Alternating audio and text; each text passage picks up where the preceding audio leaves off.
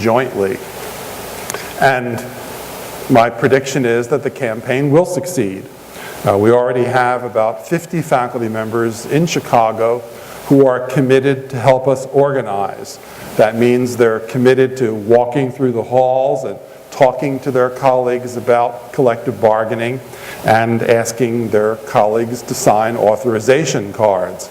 And one of the things that I think we are happy and perhaps charmed about is the wide disciplinary representation of those 50 faculty members. It actually includes people in the business school at the U of I Chicago, and quite often that's a department or a school that, we try to erect a large fence around when we're doing collective bargaining organizing, but there's a considerable amount of interest there and commitment there. We've actually had people visiting the business college in Chicago from the national AAUP. If that succeeds, if that campaign succeeds, then I think my advice would be that the campaign moved to the U of I Springfield, a much smaller campus, and one that actually had collective bargaining until the campuses were combined, and then they lost it legally, but they've regained the right to independently seek it again. If we get Chicago organized and we get Springfield organized, we will cast our cynical eyes on Champaign-Urbana and see what happens then. In an ideal world, what happens is that the Chicago campus and the Springfield campus each negotiate 15% salary raises for their own faculty, and that folks here in Champaign-Urbana settle for the stable incomes that they now seem to have settled into. Champaign will be a tougher nut to crack, and it's been my advice to both organizations, the AFT and the AAUP, that we start in Chicago, which is a research university. But even if we ended up with representation in Chicago, the contract that the faculty in Chicago would seek would probably not be the same contract that U of I Champaign-Urbana faculty might seek. For example, if you talk to many faculty in Chicago, you'll find that they're really quite deeply committed to the urban mission.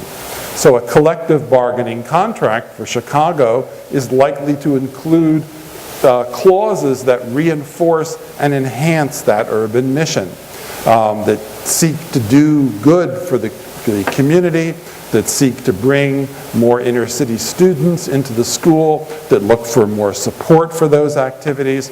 In other words, collective bargaining is not a one-size-fits-all operation. And even at our 3 campuses, there are 3 very different campuses where the faculty members are going to want to bargain for different kinds of things. On the other hand, these days especially, there do tend to be issues that AAUP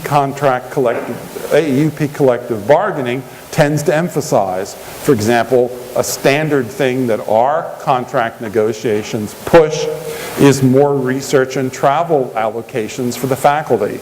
That's because we often represent universities where a lot of faculty members do research, and so that we actually get involved in our contract negotiations in trying to enhance the resources that faculty have to do their research and to make sure that they're equitably distributed across campus.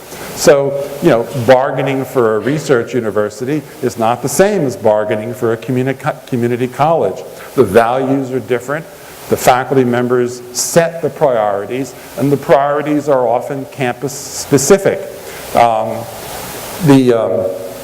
book that was mentioned in the introduction that I just brought out a few months ago has 2 substantial chapters on collective bargaining, $18.36 on Amazon.